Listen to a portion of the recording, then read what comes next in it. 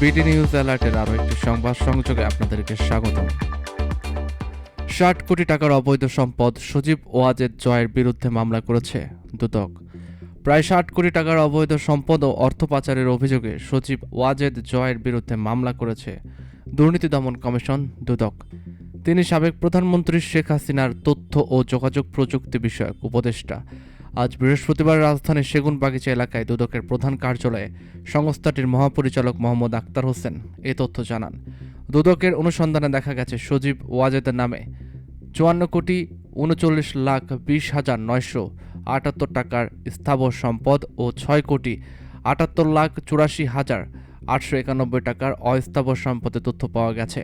ব্যয়সহ তার মোট সম্পদের পরিমাণ দাঁড়ায় ৬১,১৮,৫,৮৬৯ টাকা। এর বিপরীতে গ্রহণযোগ্য আয় পাওয়া গেছে মাত্র ১,৩২,৮,৫৪২ টাকা। ফলে অবৈধ সম্পদের পরিমাণ দাঁড়ায় ৬০,১৭,৭৩,৯৭০ টাকা। অভিযোগে বলা হয়েছে, দায়িত্ব পালনের সময় ক্ষমতার অপব্যবহার করে সজীব ওয়াজেদ অসৎ উপায়ে এসব সম্পদ অর্জন করেন।